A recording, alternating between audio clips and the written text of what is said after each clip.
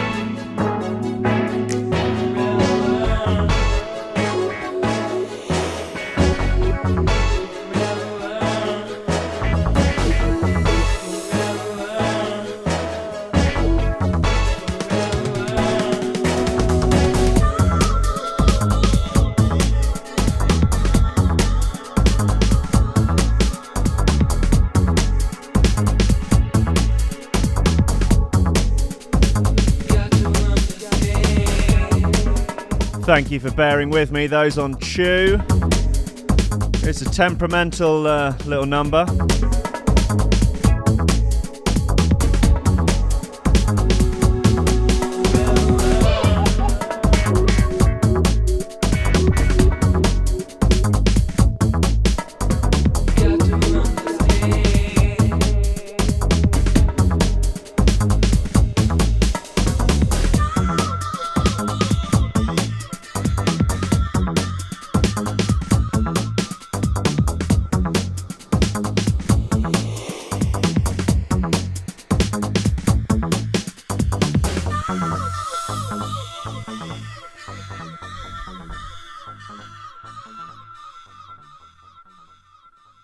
Lord of sweet mercy. It's only Tuesday morning. There's another 4 days of the week left until you can get out into the real world, the world away from work, and have a wonderful whale of a time on all manners of uppers, downers, laughers, screamers, pingers, dingers, left wingers, right wingers, all together now. It's coffee and memes. Steady job and a couple extra potatoes. That's all I want. You're getting on. You're pushing 30, Slugger. You know, it's time to think about getting some ambition. Oh, I always figured I'd live a little bit longer without it. Don't forget, kid, that what you're trying to do here is to be bright and chipper and entertaining and intelligent and sort of glitzy, and that's funny, and it's kind of cool, and it's interesting, and it's edgy, and all of that. It puts that facade of momentary charisma on you, and if you don't play that out, you actually fail.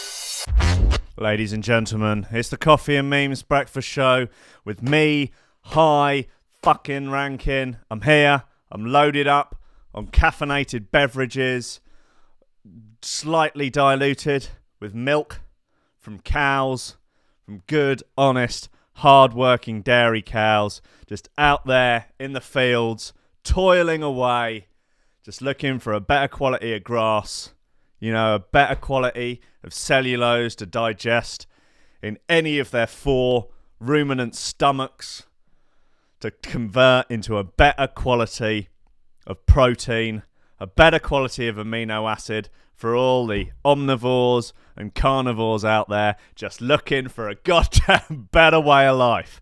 Whoo, shit. They're looking for a better quality of kettlebell in their CrossFit box. They're looking for a better quality of capitalism in their society. They're looking for a better quality of central midfielder in their Division 1 football team. They're looking for a better quality of toilet roll for their anus. It's Coffee and Memes, ladies and gentlemen. It's great to be here. In case you didn't have Brickstone roll in your head all this morning, you probably might now. It can be counteracted with the 9 though. Mum Dance is already texting me, so shout out Mum Dance. Maybe I'll give you a ring in a bit, live on air. That'd be a bit of fun, wouldn't it? But for anyone else that is listening, I have a fine selection of music for you today. Stuff from Red Pill, Prototypes, Cause for Concern, Keno, again, my favy. Some London Electricity, some Logistics, some High freaking Contrast. If you're listening on, or watching rather, on Chew, there is now an option on Chew. There is a button below the video that says send gifts on it. And it's a donate button. You can donate to Threshold to help with the various running costs of the server and, the various web services required to keep the goddamn lights on in this godforsaken hellhole we call Threshold.fm. And, you can send a couple of quid. I'll stick you on the VIP list on the website so people can know that you help keep the lights on. Very decent of you. Decent bloody folk. Right, so let's start off with some Keno because it's just lovely. It's nice. It's just good quality melodics for this time in the morning. This is called Faithless. Oh, it's a beauty.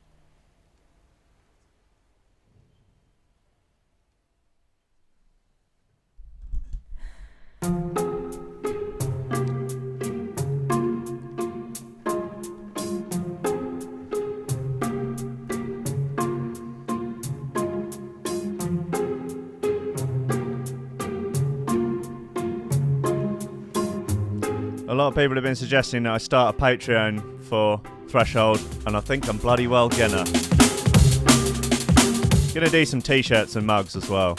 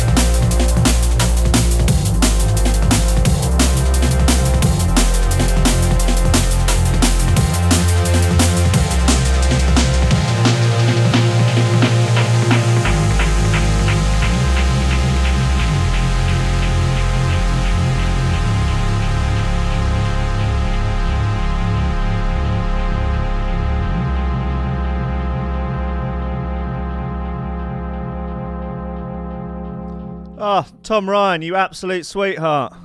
He sent a gift. Thank you so much, mate.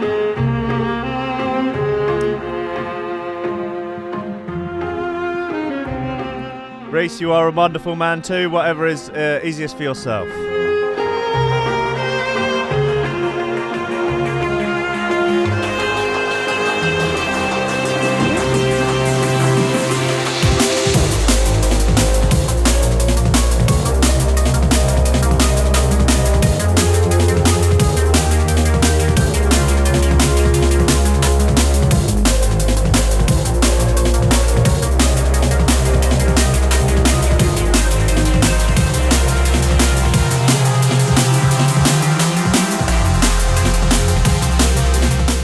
Reese, you are also an absolute champion. Thank you very, very much.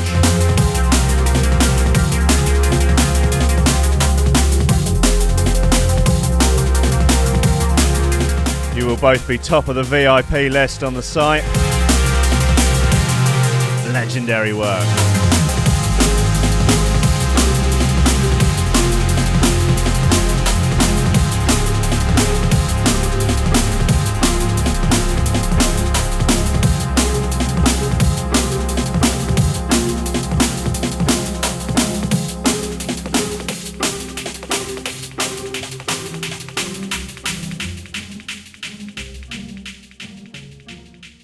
That was Faithless by Keno. I really, really like that style of drum and bass. I don't know if any of you will remember many, many moons ago. I don't even know if it's on bloody Spotify anymore. Let's have a look. A track I did called Crumbling Beauty, which was in that sort of... that is fucking not. A distributor went under and took all my bloody records with it, and so I have to re-upload them, and I just don't have them anymore. It's a tragic situation. I did a track called Crumbling Beauty, maybe it's on YouTube, which was on that sort of like orchestral D&B thing kind of tip. With weirdly, it got used on a BBC drama about schools, where some girl was having a freak out because she didn't want to do music classes because she didn't think it was cool. And I don't actually remember music classes at school being particularly cool. I, in fact, remember them being an absolute nose until we were allowed to use the bloody electric keyboards that had like demo songs on them that were just terrible. And the teacher sort of took the girl aside and was like, "Hey, didn't you do know that it actually classical music can be pretty cool?" And played about 3 seconds of this song, and she was like, "Oh wow, that's amazing!" It literally just had like one string, like didn't hear anything even remotely cool. But yeah, I'm sure they paid me about 7p on PRS for it, so you know it's all good, isn't it? Is it there? Oh yeah, someone stuck it on YouTube. That's a bit of fun. All right, well it's playing now, I guess.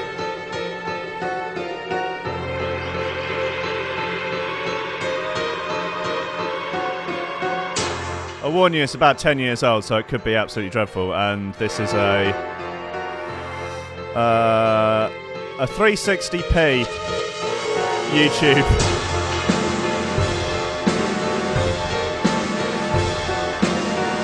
I'm taking no responsibility.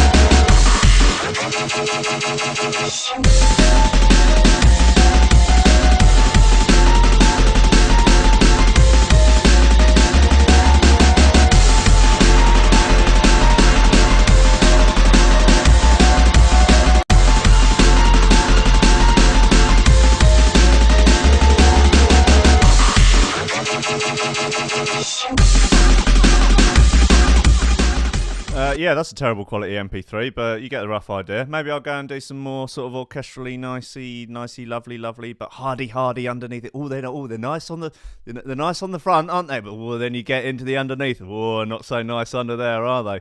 Bit like Oscar Pistorius' legs. Anyway, I watched that documentary. It's on Amazon Prime. The Oscar Pistorius documentary. It's called Pistorius. It's a good documentary. Oh, watch it. It's better than that bloody Staircase one with not Jordan Peterson, the other one, Michael Peterson. I think there's definitely some legs for a sort of parody version of The Staircase, starring Jordan Peterson instead. Just going, well, did I kill my wife? It depends what you mean by wife. Depends what you mean by killed. No, I don't think... No, lobsters did it. I think it was lobsters. I think that's the only explanation. Lobsters. lobsters. Pretty much. Hey, look, bloody Oliver Hooper. Cheers, mate. You're an absolute legend. Another government. Oh, and Squidgy beats Parsons. They're all coming. You're all absolute lovely, lovely people. Thanks so much. You're all on the VIP list. You're all wonderful thresholders. You're all wonderful memers. And I wish you all wonderful cups of coffee. Right, look, let's get into the freaking nonsense. We're 15 minutes into the show and we've not even begun to discuss the absolute just insanity of the world. Cardi B arrested and charged after strip club fight. I didn't actually know what a Cardi B was until I read this article. I had heard the term bandied around. I wasn't sure whether or not it was a soft drink or a meme or, I don't know, a pop band. It appears to be a woman. A singer, in fact. Singer Cardi B has been arrested and charged with 2 misdemeanors, assault and reckless endangerment, following her involvement in a strip club fight back in August. I like the idea of reckless endangerment. That's a lot of fun. That's the sort of thing I'd quite like to have on a record, along with, like, breach of the peace. I think that's a bit of fun. Loitering with intent. That's also nice. Officer Andrew Lava, a spokesman for the New York Police Department, confirmed that the platinum-selling rapper, accompanied by her attorney, turned herself in at the 109th Precinct before being arrested. She was later released with a desk appearance ticket, whatever that might be, to return to face the charges at a later, as yet unspecified, court date. The charges involve a fight and assault in Angel's Strip Club in New York on the 29th of August when Cardi B, along with some of her entourage... I've always wanted an entourage. Imagine having an entourage. I mean, I've had some mates come to shows with me. I don't really know if you consider it an entourage. At what point does it like stop being like a group of friends and become an entourage? Like, do you have to reach a certain level of fame, or do they have to reach like a certain level of like, I don't know, buffness? Because you kind of... Like, you couldn't really... I don't know if you really consider it an entourage if perhaps it was all a bunch of really sort of frail little kind of... I don't know, little sort of soy boy male feminists following you behind you. Oh, yeah. Like, they wouldn't really be considered... More of a sort of... I don't know. Just a gaggle of waifs and strays. They need to be big burly bastards that, you know, will push people out the way for you. That's an entourage. That's a proper entourage. Anyway, along with her entourage, is alleged to have thrown furniture recklessly, rather than throwing it carefully, causing injuries to employees' feet and legs. Cardi B out there, recklessly throwing furniture and injuring people's feet and legs. She's out of control. She needs to be stopped. Her attorney, Jeff Kern, acknowledged that she had received the summons as they left the police station in the New York borough of Queens on Monday, declaring he was aware of no evidence that Cardi B had caused anybody any harm apart from with her music. I say that I've never heard any of her music. It could be amazing. It could be life-changing music for me. I guess it's probably not. Actually, something that we're going to need to get into later, maybe tomorrow, because I'll probably cut out some clips from it, is... Oh man, Mum Dance sent me some real end of days shit yesterday. It is a collab between Paris Hilton and Lil Wayne. Just let that sink in, alright? Just let that sink in. Paris Hilton collab with Lil Wayne. Alright, what do we... I think there must be some appropriate nonsense for that. Yeah, maybe, I guess. Dinosaurs don't come from the government.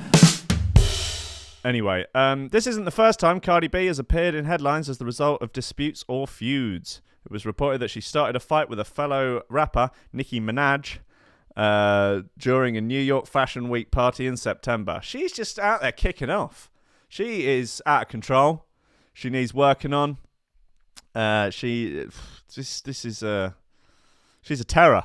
25-year-old Cardi B excited the Harper's Bazaar Icons Bash. Exited, rather. I think excited is better. In New York City's Plaza Hotel, with a bump on her head in the early hours of the 8th of September following a scuffle between the pair, reported Cosmo.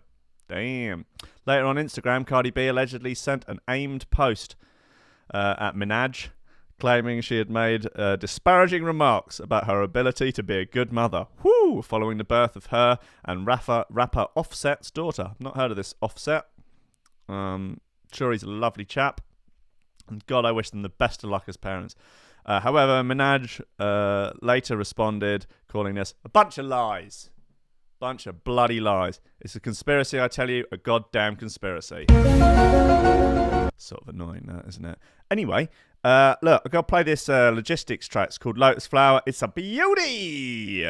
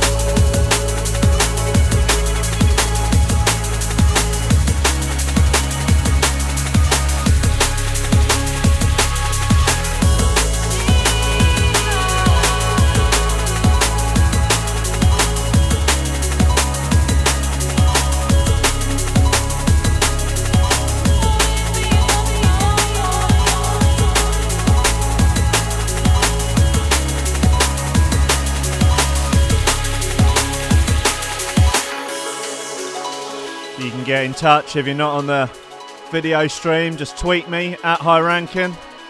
Tell me about your life. Tell me what you had for breakfast. Tell me what you're going to have for your lunch.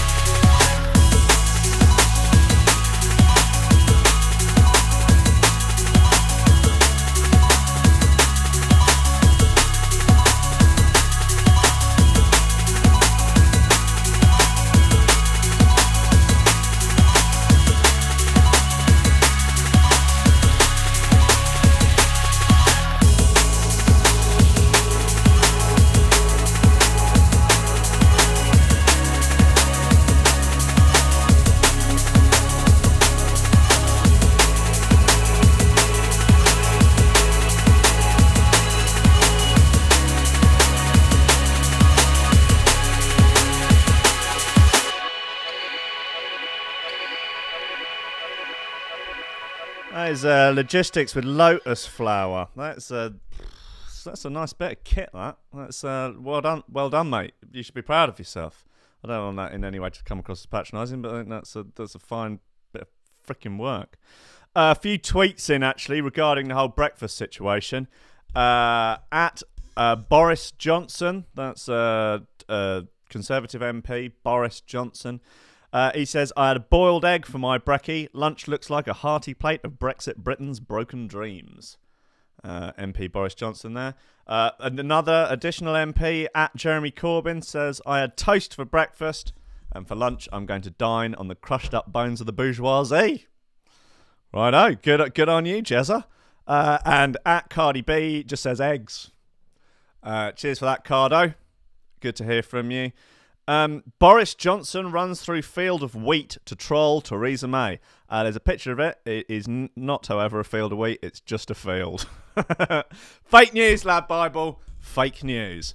At this point, it feels like we're in some dystopian universe. I think dystopian universe is a bit far. It's just Boris Johnson in a field. Where basically anything goes. There was a time when politicians would try and hide their dickish behaviour. They would even try and come across as professional. Alas, that dream is over. That's probably true.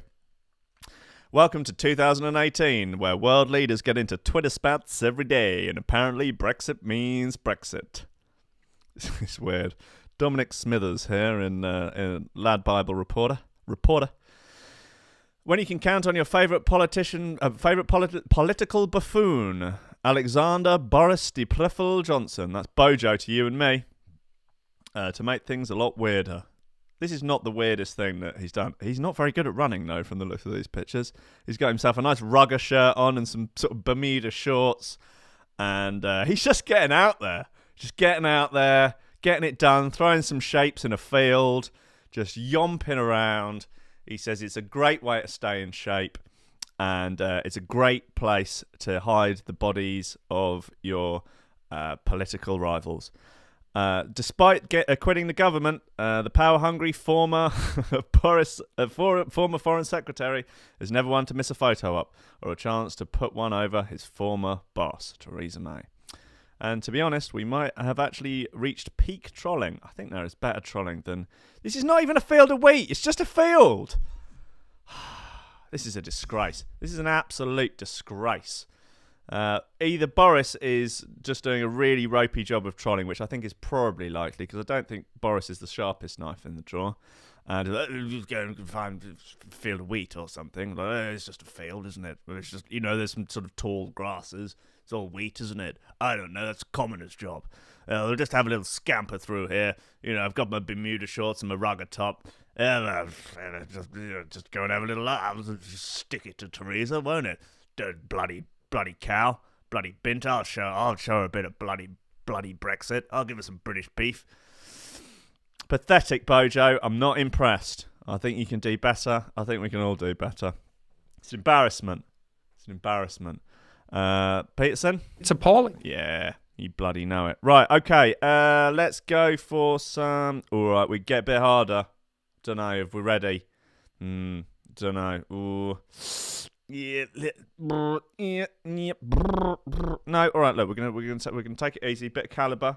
Bit of global love remix.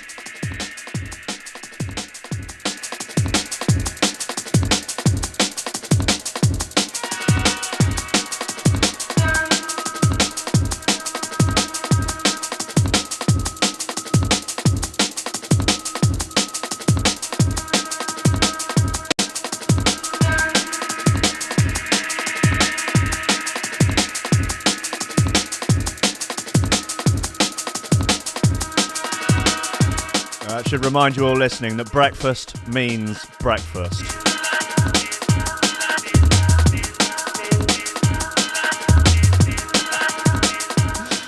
Recent chat has brought up a wonderful memory, which was Boris Johnson out in, I want to say China, it could have been Korea, playing rugby with some children and just going in hard on a tackle. Like, he is properly going for the double leg dump tackle on a child. Got coffee all over the mic. Everywhere.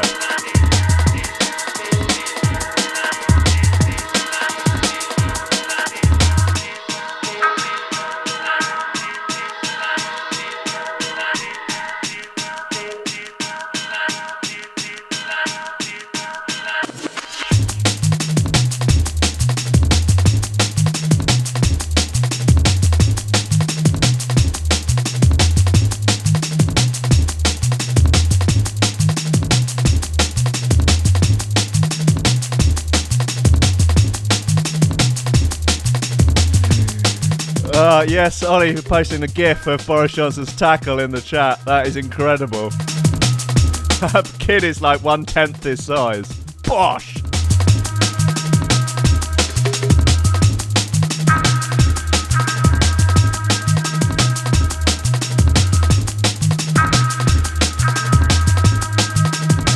Could make a meme where attached to Boris it says Brexit, and then the kid just says like the UK, the rest of the UK.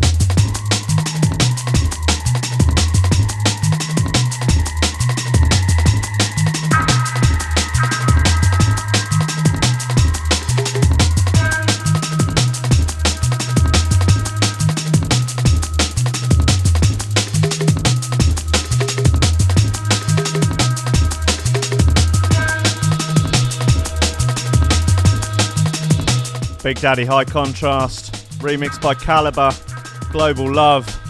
Whew, what a classic.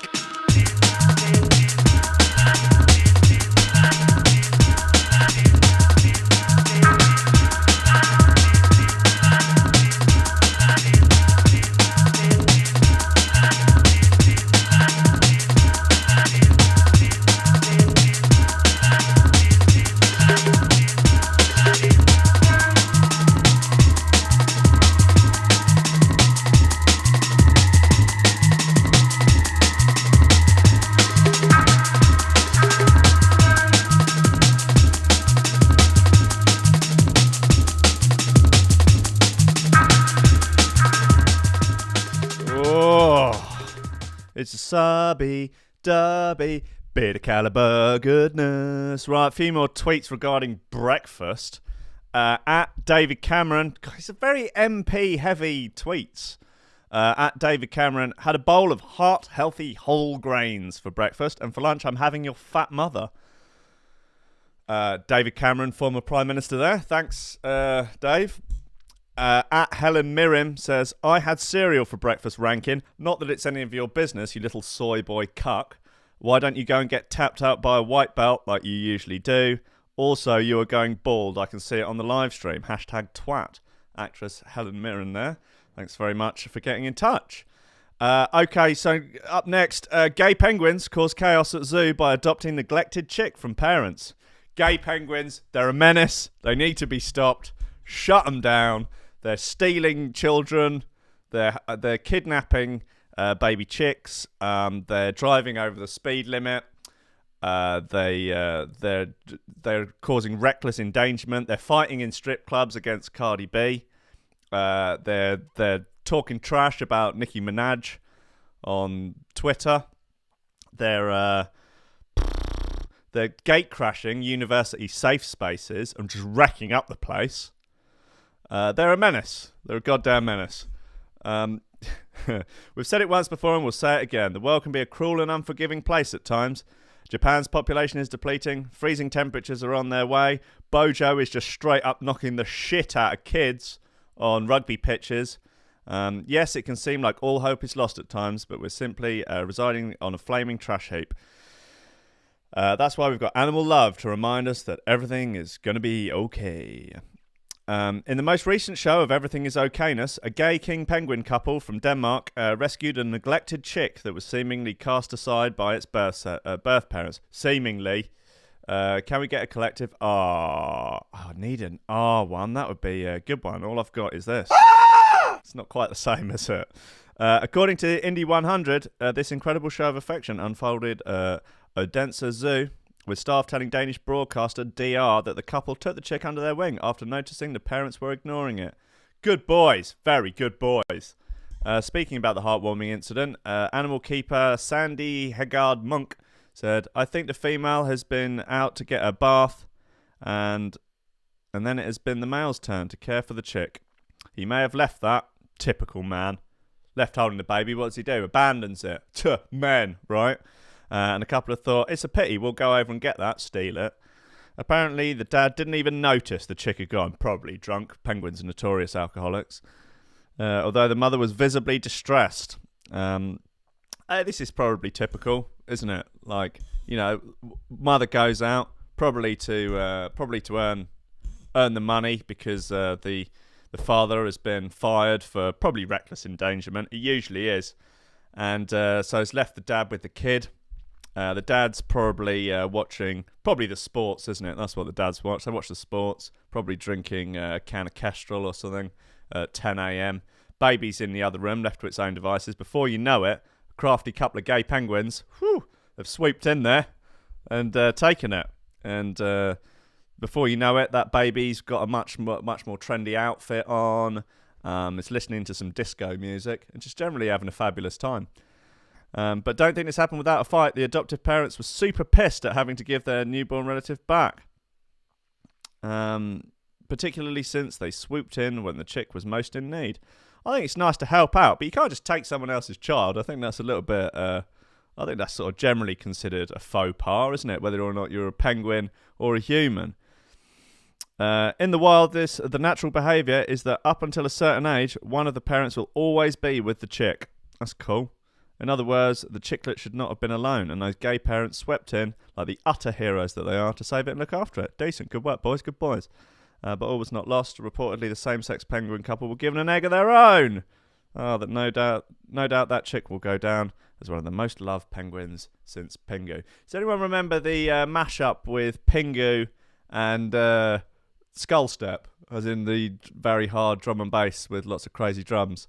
Someone sort of dubbed some Skull Step over Pingu. I'll try and find that, actually, because it's absolutely hilarious. I don't think I'm able to put it up on the video. Maybe I'll put it up tomorrow.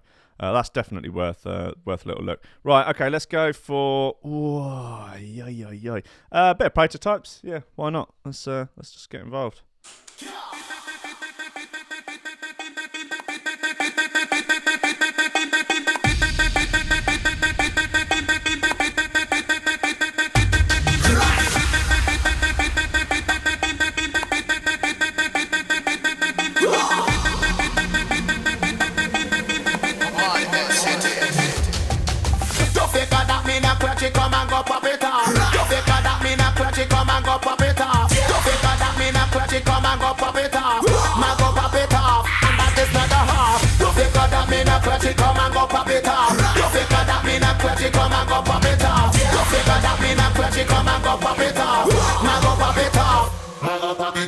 Watch how we turn and because it watch how we pop it off. Brother taps come and lock it, watch how they pop it off. Fire march up police soldier, they try to lock it off. Holy power water to ulti, but yet not enough.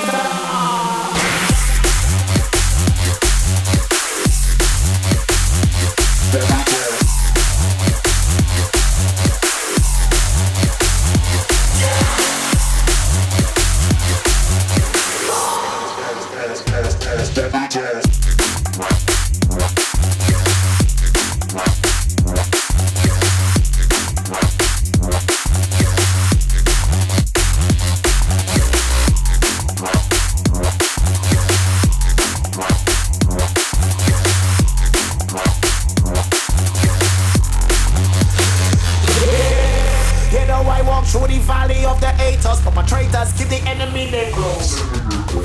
Ain't no time to be calm, laws are broken. This the enemy game clutches now, time to prove it. Steady aim, you got to stick to program. Keep the pressure, stay up, ready, top left, stop smoking. Don't figure that me now. Ollie in the chat has posted the Pingu Skull Step remix, should we say, and it is a force. Watch how we turn and we cause it, watch how we pop it off. Brother taps come and lock it, watch how they pop it off. Fire marshal police soldier, they try to lock it off. Holy power water to out it, but yet not enough.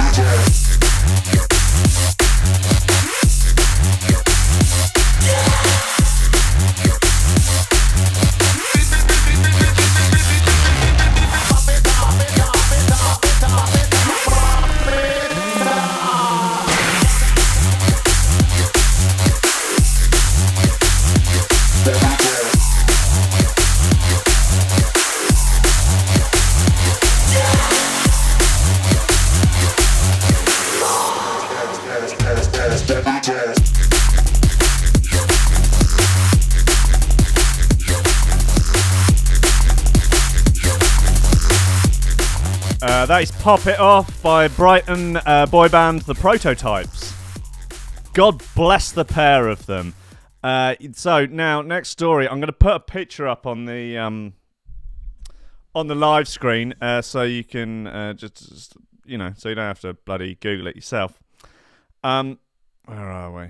Okay, family arrested, stripped, and thrown in prison as dream $4.5 grand Florida trip turns into a nightmare. The Singer family were heading to Universal Studios in Orlando, but instead were deported back to the UK. A family's dream trip to Florida turned into a nightmare after they were arrested and then deported over a visa blunder.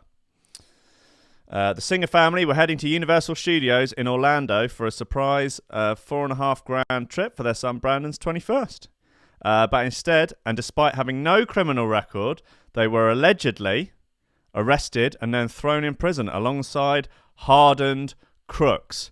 Tony, 48, and wife Michelle, 51, warned this could happen to almost anyone after the ordeal. Now, let's just have a little look. There they are. Now, it is worth noting that Tony is wearing an Affliction t-shirt. Now, if you don't know what an Affliction is, it's an MMA promotion. And I don't know if you've ever seen, it's not around anymore, but if you've ever seen anyone wearing a tap-out t-shirt and thought, you know, just sort of judge them, basically. Affliction is like, if you take tap-out as a sort of standard of dickhead, Affliction is about double that. So I'm not saying that by wearing an Affliction t-shirt you're necessarily guilty of a crime. I'm just saying that, you know, you wouldn't necessarily pass the sniff test if you're like, that kind of Minority Report situation, you know, where they can sort of tell that a crime's going to be committed in the future. I think, look, I'm not saying it's causation or correlation, but maybe wearing an Affliction t-shirt makes you more likely to commit a crime. It's possible. It's possible. That's all I'm saying. I don't know. Anyway, the plot thickens.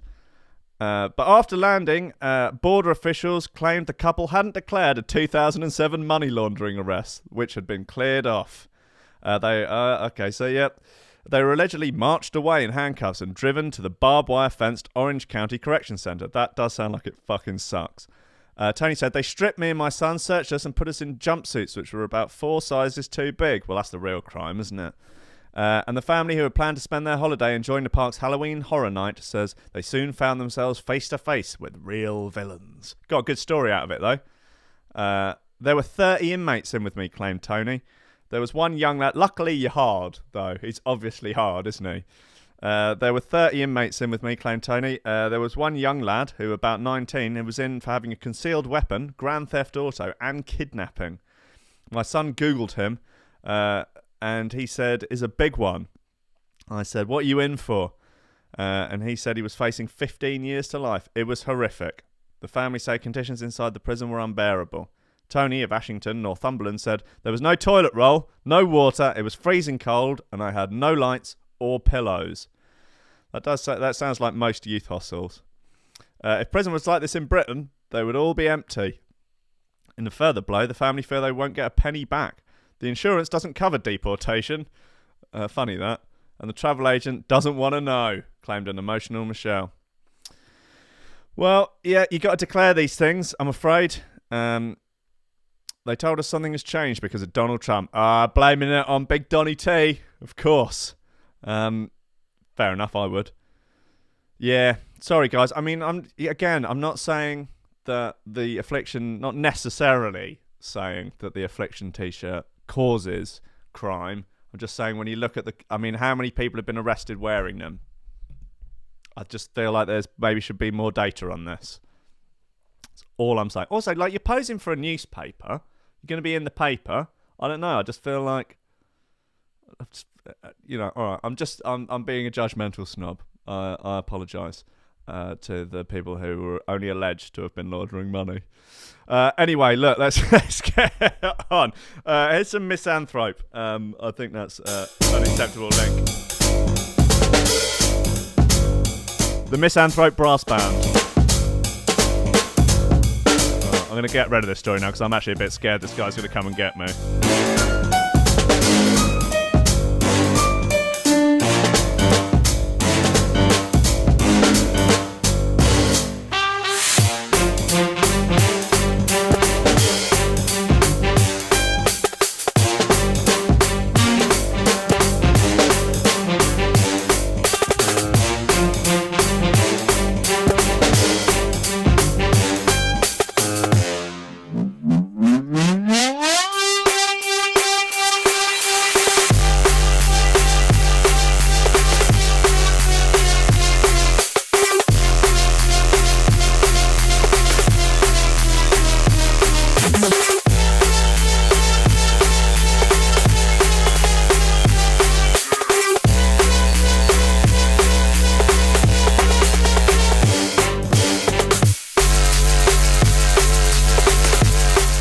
Those of y'all listening on Threshold.fm all around the world, I see ya. I see you in Australia, see you in Malaysia, Belgium, Czech Republic, Deutschland, Netherlands, Poland, and our Great British Isles.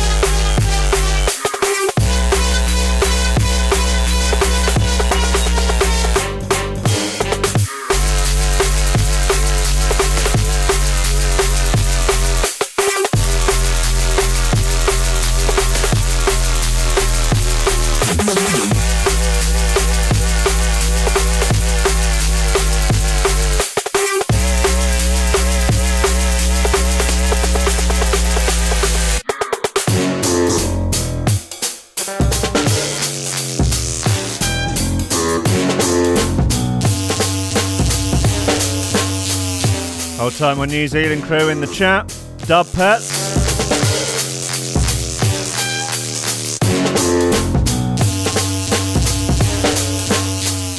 Squidgy Beats Parsons is a fan of this one. Ooh. Cheers, Misanthrope. That is a very peculiar and quite wonderful record. I'm into it. I'm into it. This is a just sort of hilariously weird story. Giant wedding photo found stuffed in bin with groom's face and crotch slashed. There's some real hilarious nuggets in this. 2 huge canvases have been shoved in the rubbish, but not before being defaced. They're meant to be photos you treasure forever, and people pay an absolute fortune for wedding snaps. But it seems one couple didn't want to keep their huge canvas photos from their big day and chucked them in a bin. Stranger still, one of the photographs has been slashed.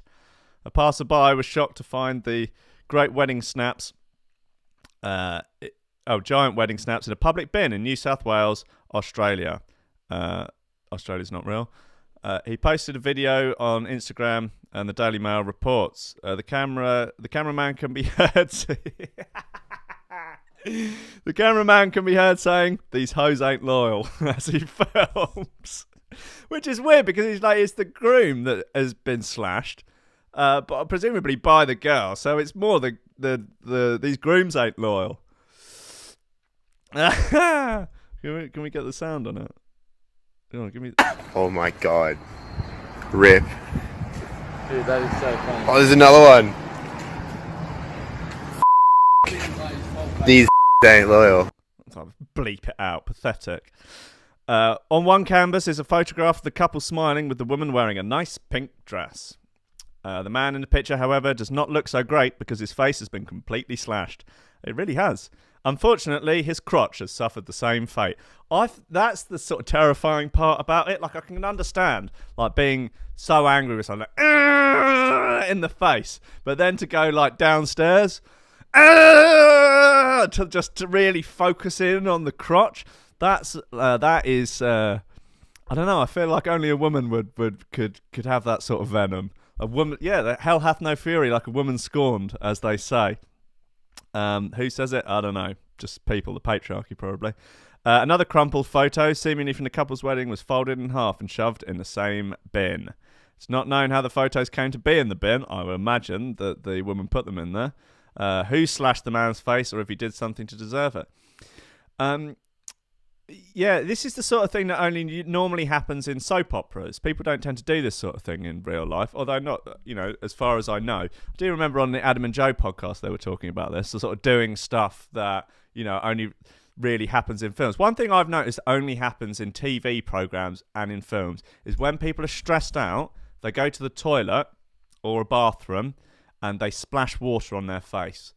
No one ever does that in real life. Like, has anyone listening ever, when they've been stressed out, gone to the toilet and gone, and then you look at yourself in the mirror, and then you look down at the running water, and then you splash some on your face, and then you look back at yourself in the mirror, then you get a paper towel, just dab the water off the face. That they do it about 3 or 4 times an hour in 24. All dramas, that's the right. And then there's probably someone in the cubicle just having an absolute stonking shit that is going to come out and find you, and you're going to go, oh, no, yeah, no, it's fine, yeah, sure, just taking a moment, okay, yeah, right, okay, back to work. But the other thing Adam and Joe were talking about is how, like, getting a photo, and, like, it's on the mantelpiece, and you're looking at the photo, and then you sort of turn the photo down and look away at the same time, like, oh, or take the actual photograph out and burn holes in the eyes with cigarettes. I don't think anyone's ever done that in real life. But then it seems like this. I mean, yeah, poor woman. She's obviously pretty roused off about something. Pretty narked, isn't she? Bit of a fluffery buffery. And yeah, she's hacked his face and his crotch to pieces. Literally to pieces. All right, let's play. Oh, we're playing it until I get bored of it. It's called This, and it's by Kirill. It's on Critical. Critical presents Systems 12. Still not bored of it.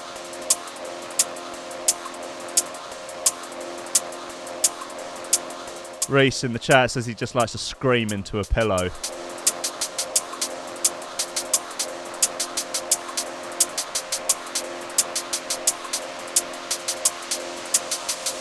What's up? I like to go and tell a friend that the two of us really need to talk, and then we go into a different room and talk with our faces about 6 inches from each other.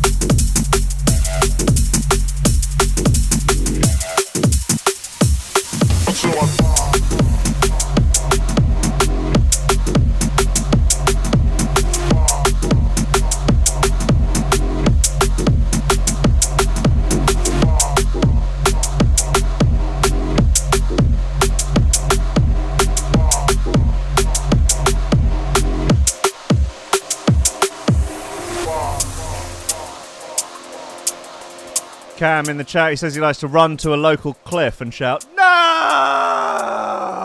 Not again!" Yeah, that's decent. Sometimes when it's really like pouring with rain, I like to go out into the street, you know, without a jacket or an umbrella or anything. Just go down into the middle of the street in the road and just drop to my knees and look up at the sky. It's like,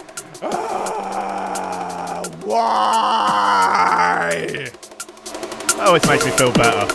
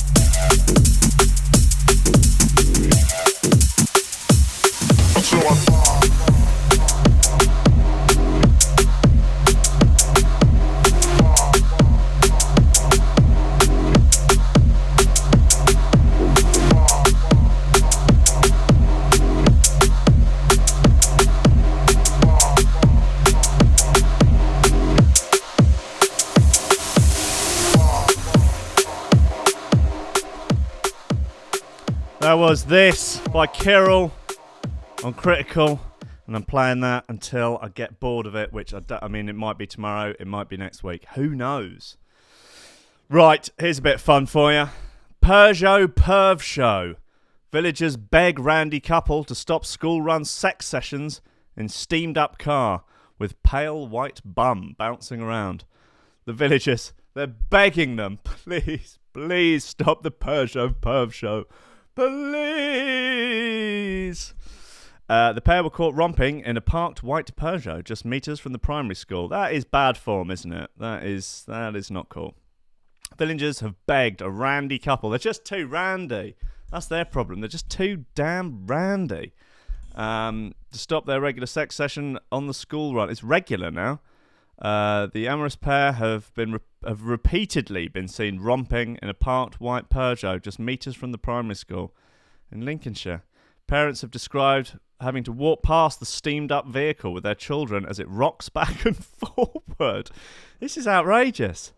They have now taken to social media to ask the loved-up pair to be more considerate after catching them at it on at least 2 occasions. One wrote, "To the couple that are enjoying an afternoon bonk in Long Sutton in a white Peugeot, can you make sure you go somewhere else that is a little more secluded? No one wants to see your pale white bum bouncing around." Another said, "I've just seen a post about people bonking in a car in our village. This couple's car was literally rocking and the windows were steamed up. They have been seen in another. They have been spotted in another public area of the village.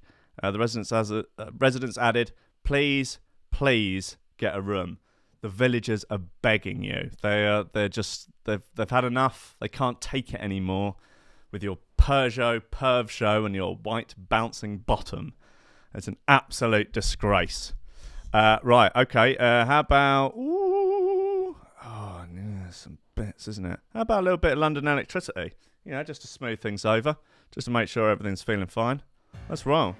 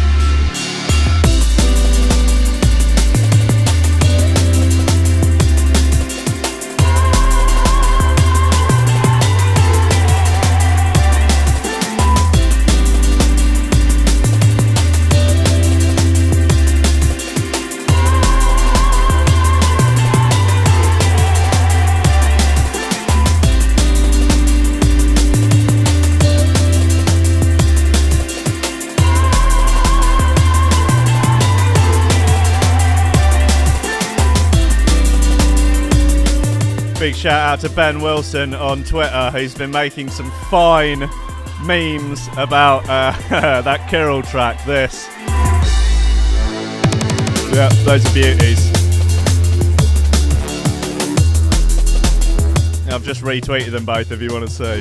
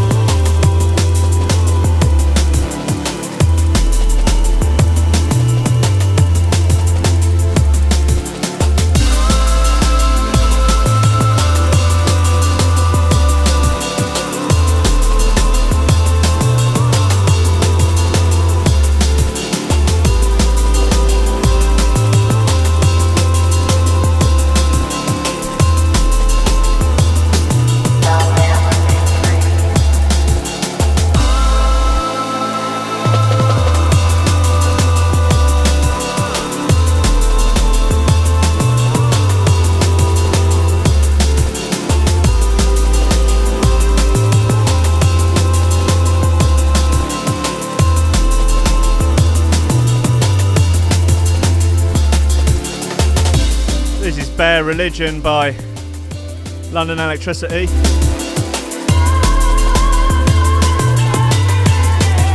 That's a beauty.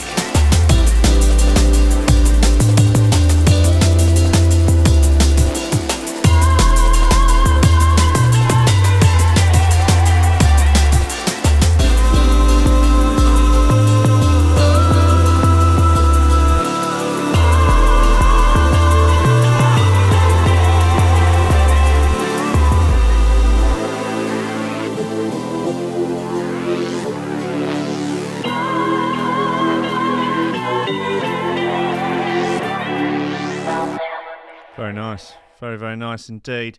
Right, now, something that did occur to me recently that would be fun to get into is the Dear Deirdres in The Sun. Deirdre Sanders, Agony Aunt.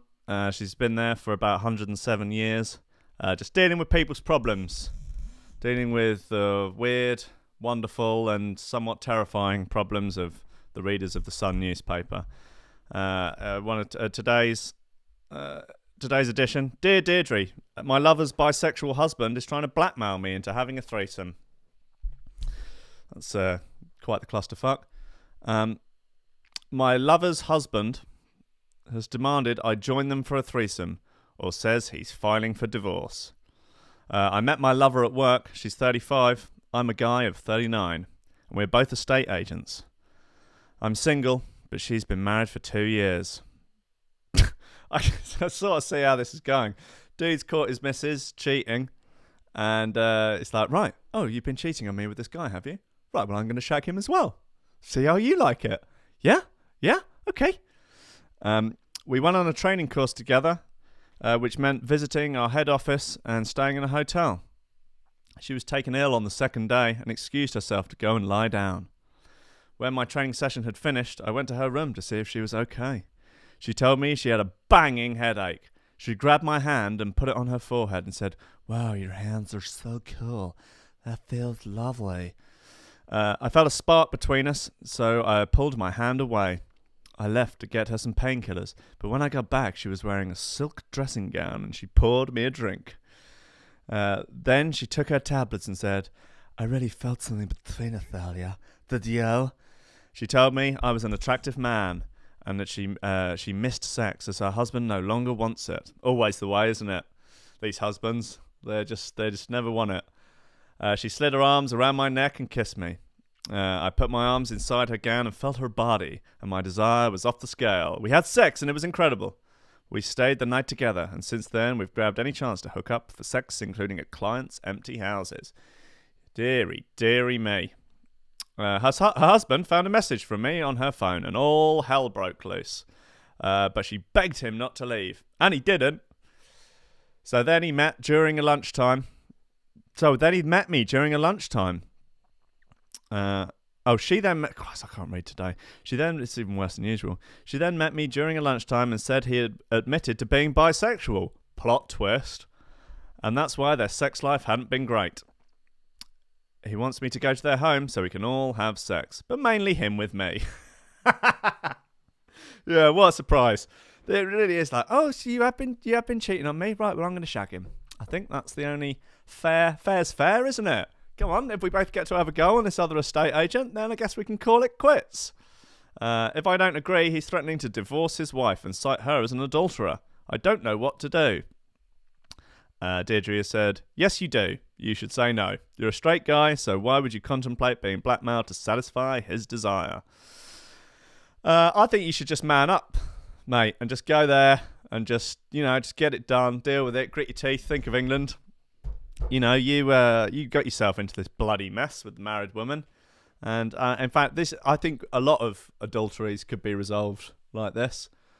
Just basically everyone gets, if you are the other person, the side person, shall we say, you're opening yourself up. You have to acknowledge that when you do the affair, that you may have to have sex with their partner as well.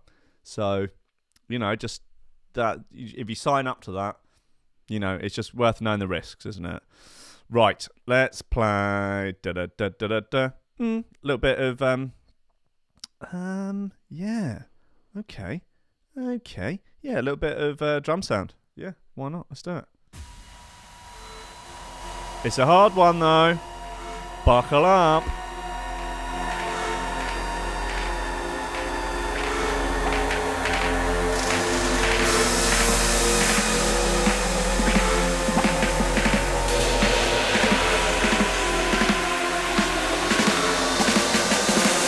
I love war.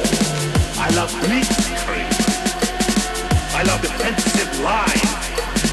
I love sieges, charges. I love mop-up operations and retreats. I love blasting the enemy's misery with fiery salvos that thunder across the lines of battle.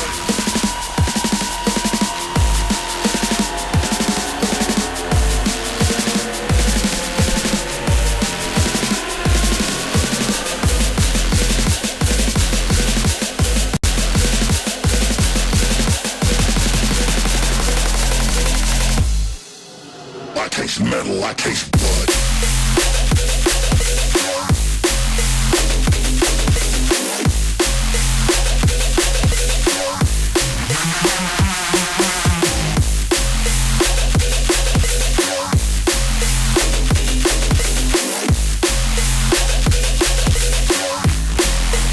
I taste metal, I taste blood.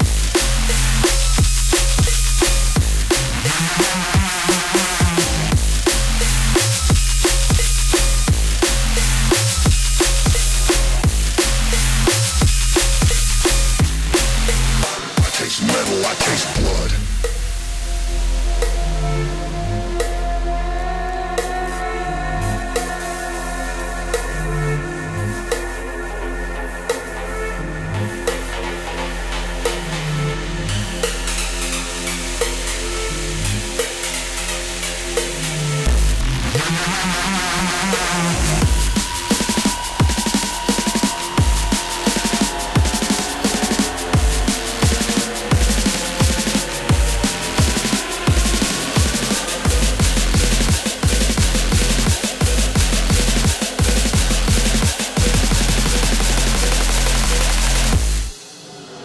taste metal, I taste blood.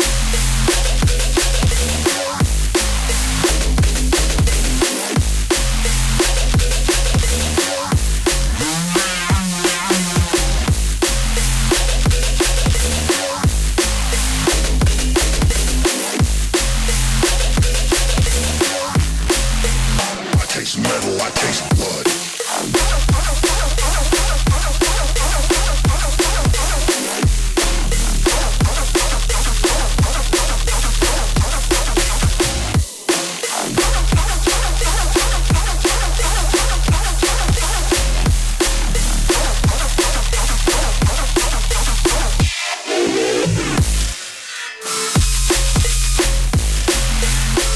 His drum sound and presumably Bassline Smith as well. I don't know if he was there for that little number or whether or not it was just drum sound.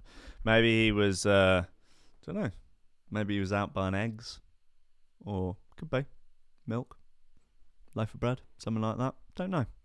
Anyway, real life vampire reveals he drinks blood and sleeps in a coffin after dream changed his life forever. Andreas Bathory claims that sleeping in a coffin helps him connect with the souls of the dead, and says he takes measures to ensure he is safely feeding on blood. Righto. A real-life vampire has revealed how he drinks blood and sometimes sleeps in a coffin after a dream changed his life forever. Andreas Bathory from Romania, they usually are, or Scandinavia actually, they like your Norways, your Swedens, they like a bit of sort of vampire stuff, all the death metal lot, don't they? Old Varg Vikernes and all that, bit of church burning, you know, bit of murdering people, I think, when it comes to Varg Vikernes. From Romania, he believes vampires are not only found in fiction, but in fact walk among us. He said he occasionally sleeps in a coffin. All right, occasionally. You're a part-timer, aren't you? If you don't do it every night, you're not really a vampire. You know, just, okay, yeah, I've done it a couple of times, but just so I can use it on my CV, my vampire CV. Yeah, all right, mate. Andreas says he was visited by a figure in his dream, a warlord with a taste for blood, and claims he was chosen to spread his message. What's the message, buddy? Let us in on the secret. The vampire lord who dwells on the sprawling grounds of Dracula's castle, Bran Castle in Transylvania, argues traditional blood drinking isn't sexual. Okay. And true vampirism should not be confused with the more modern advent of blood fetishism. All right, you're not... Let's get that one clear from the offset. All right, you're not a perv. Fine, okay. Thinks the lady doth protest too much. Andrea said, I keep a distance from the modern online vampire community. We preserve traditions that are more than 600 years old. The modern vampire community is full of sexual practices that work against the nature of existence of the higher self of the vampire. The vampire within doesn't fulfill itself through sexual deviance, blood fetish, or BDSM. Anyone walking past the studio at this point is going to be slightly confused. Yeah, he's really got a bee in his bonnet about this. He's all right. You're an oldie, worldy, traditional vampire. You're a conservative vampire, aren't you? At this point, you're like, these bloody newfangled vampires coming along, you know, with the pure blood, you know, with their sexy vampires, with your Buffy the Vampire Slayer and all of that malarkey. No, shut them down. Shut them down. Proper conservative vampire values. That's what we're out for here. Just a bit of blood drinking, a bit of coffin sleeping, and doing it the old way. So this is not the way of the vampire. Righto. There's a lot of pictures of him doing sort of vampire stuff. Andreas claims his life changed forever when he was visited by an infamous figure in a dream, Vlad Tepes, also known as Vlad the Impaler, a warlord with a taste for blood. Andreas said, 4 years ago he came to me in my dreams. He was in a dark chamber calling me my son. I don't believe I'm his descendant, but rather he chose me to relay his message and the traditions with the new generation. After that night, I brought an offering to the place where he was killed, and he told me, your life will change forever now. And it did. Andreas is now the elected leader of the Ordo Dracal Coven, a group that claims to have been formed when Dracula was assassinated in 1476. Come on.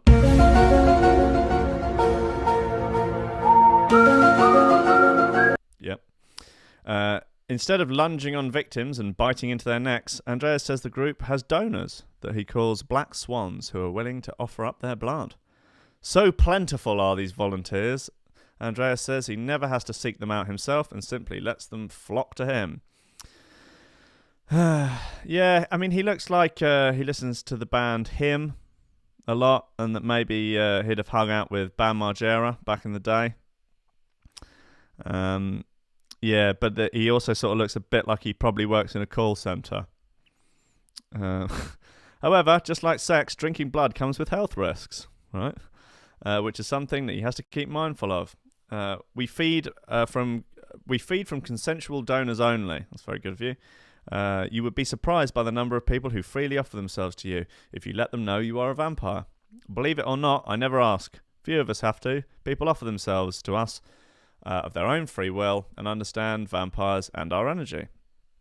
There are health risks, but no different from crossing the street. I don't know, I think drinking someone's blood is a little bit different from crossing the street. We take measures to make sure that the transaction is safe. Are you getting them tested? Andreas, who works as a psychologist and a fashion designer, and not in a call centre, said he occasionally sleeps in a coffin when he wants to connect with the souls of the dead. I don't blame him. I don't reckon he's ever slept in a coffin. I think he's lying. I think he might. I don't think he's a real vampire. I think he's just a liar and an attention seeker, and he's smug. Of course, we deal with plenty of online haters. That's me. They're just jealous. I'm not. If someone told me all this decades ago, it would seem like a fantasy. But if you face the forces that I have, you would understand. If you face those forces.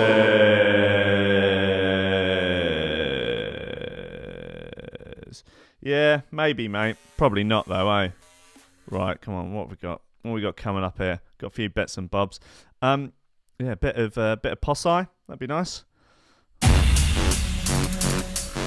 One of my favourite Dutch people.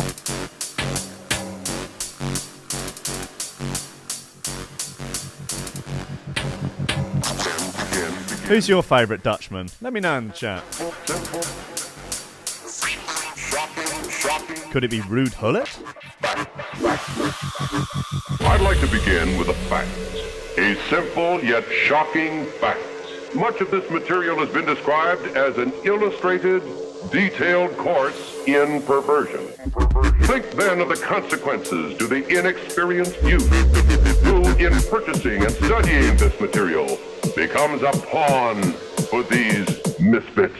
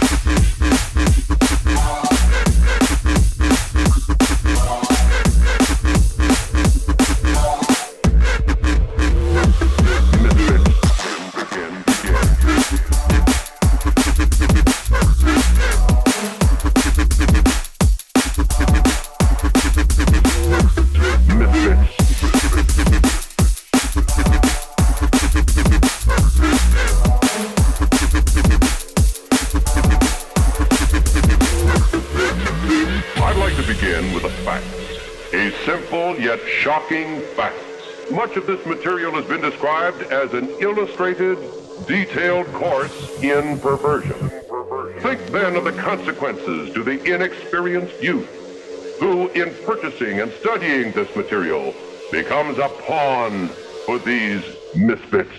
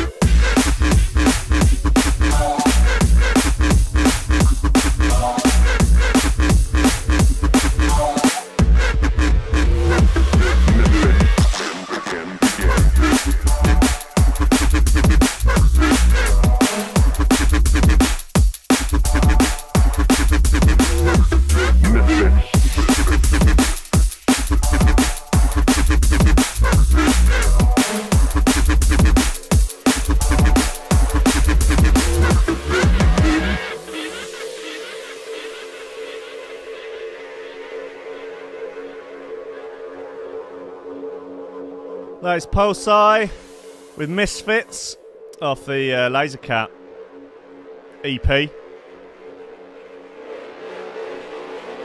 He's a good boy. He's a brave boy. He's a decent human being. Got a tweet from Cardi B. She says, my favourite Dutchie is Anne Frank. Hell of a gal. Think we can all agree on that. Finally, something reasonable from Cardi B. Cardi B? From Cardi B. From Cardi Bay. Right, I'm just going to go hurl myself straight into this Emperor track, Passed Up.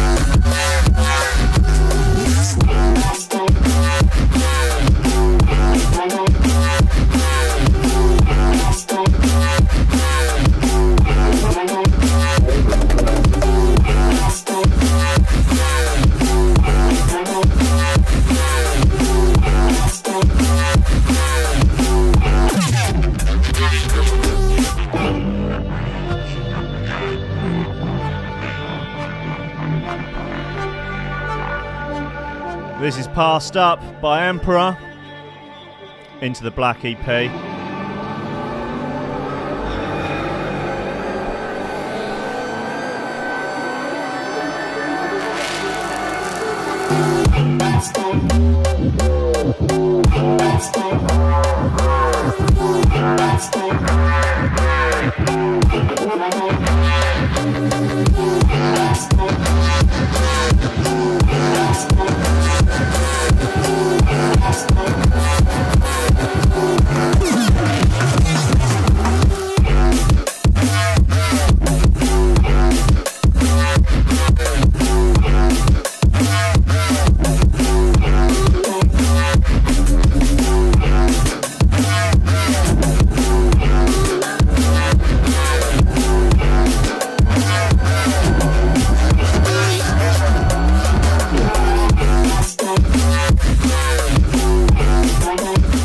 Okay, ladies and gentlemen, I'm going to have to love you and leave you. Thank you so much for tuning in today. I will be back at 10 a.m. tomorrow morning for more Coffee and Memes radio show. Thank you so much to everyone that donated today on the Chew TV. You're all wonderful people. Squidgy Beats, Ollie Hooper, Reese and Tom. You're all wonderful boys. Thank you very kindly. And I will see you all tomorrow. God bless y'all.